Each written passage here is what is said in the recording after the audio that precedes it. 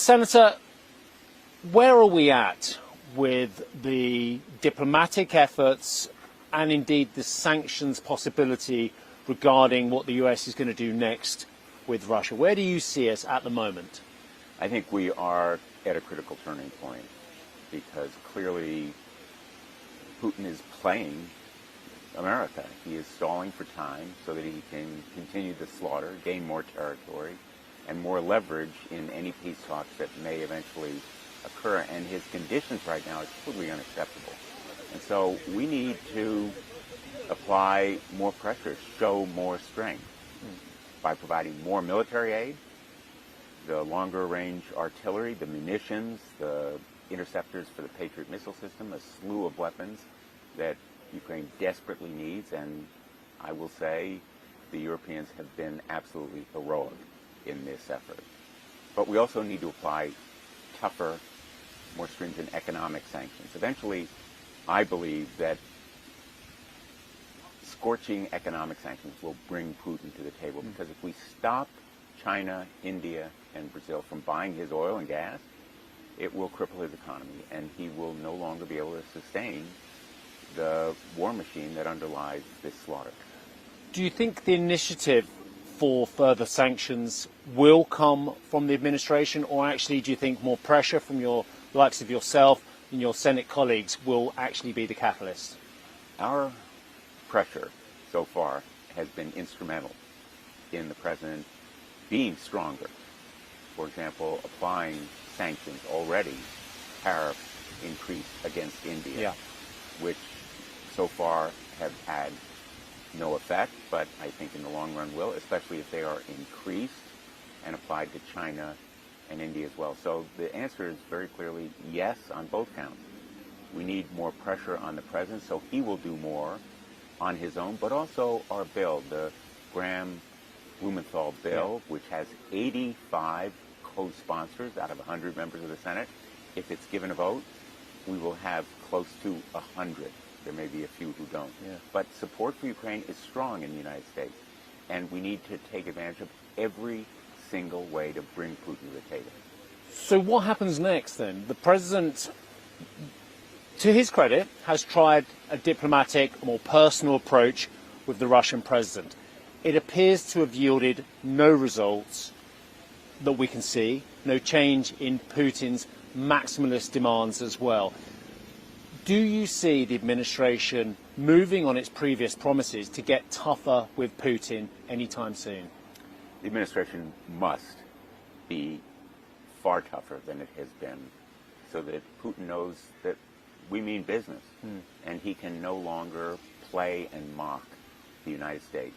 And obviously European sanctions would be important if they are increased or applied. And I hope that the two, both the United States and Europe, could work in tandem. But right now, literally, the United States should pass the Graham-Blumenthal sanctions bill, applying up to 500% sanctions.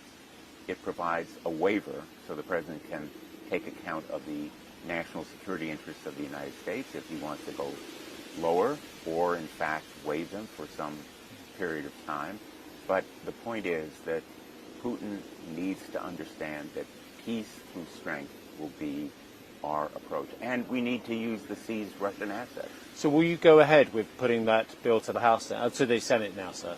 I will press forward, and I believe Senator Graham joins me in this view, to urge the White House to give us the green light to move ahead, but in any event to urge the Senate leadership to move forward on its own if the president holds back. He may have reasons of policy for avoiding the initiative here, but the United States needs to show strength. One of the previous concerns, of course, you know far better than I do, sir, is that there's been a worry about what it will do to oil prices, the shock it could send for the US economy as well.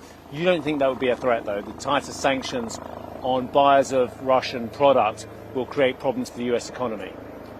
Not at all. There are problems for the United States economy, no question. The weak jobs report that we saw on Friday, the impact of tariff in raising consumer prices. There are problems in the American economy and the danger of stagflation.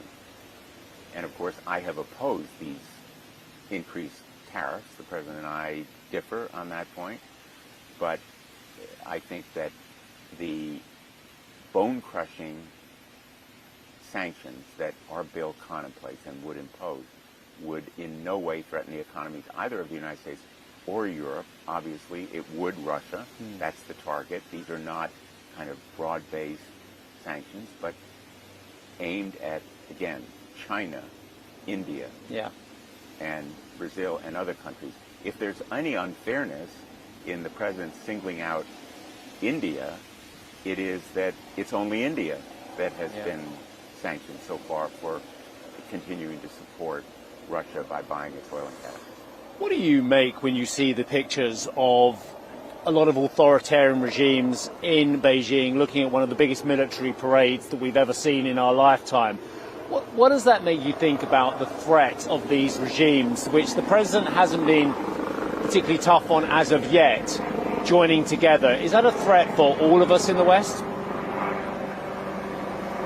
You know, I think the free world ought to be very alarmed by that tableau of tyrants that we saw, watching China display its military might. Kim, Putin, Xi, and of course India participated in the talks. Iran was represented there. This kind of axis of upheaval is probably the most direct and imminent threat to freedom and democracy in my lifetime. Because what we see is a united front against European democracies and the United States. And it means that we need to come together, Europe and the United States, more than ever. Not just militarily, but economically and politically, because the threat is not just in visible, tangible terms, but also the use of the internet to undermine democracy, the use of other kinds of subterfuge and sabotage, a direct and imminent threat to our democracy. And do you feel, with that in mind, that the President also recognizes that threat, or actually is blind to that threat, or is actually not facing that threat head on because of other concerns? To be very honest, I think the President so far has failed to recognize that threat as fully and directly as I think he must.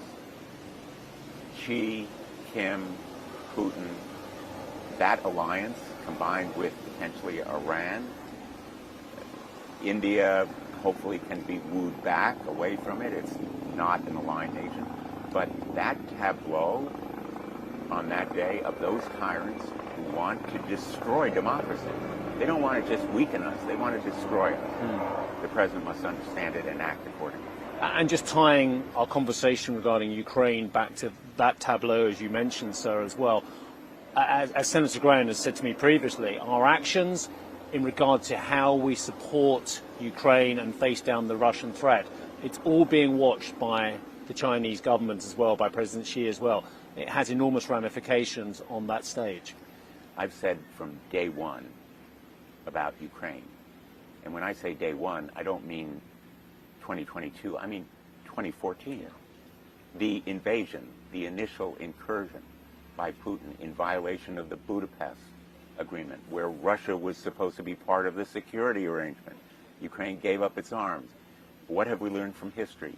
China is watching whether we have the resolve and the determination to push back Putin and stop him from taking Ukraine. Of course, Putin will continue against Poland, Finland, Sweden. There's a reason why they want to be part of NATO. Yeah.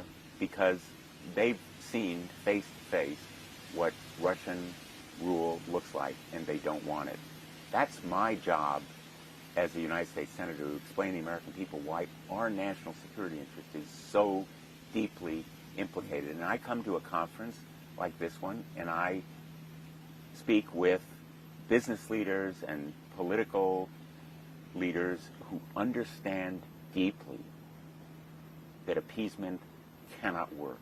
There is a lesson here, and what we're watching in Ukraine, I fear, is a slow-motion Munich. literally, the appeasement of Putin, China watching, looking at Taiwan, understanding that the defense industrial capacity of the United States is nowhere near what it should be. Europe is willing to buy our arms to provide to Ukraine, but the arms have to be produced, and the United States isn't doing it. So, yes, China is watching, and so is North Korea, because they too have ambitions to expand and dominate their sphere, and it will have implications for our national security.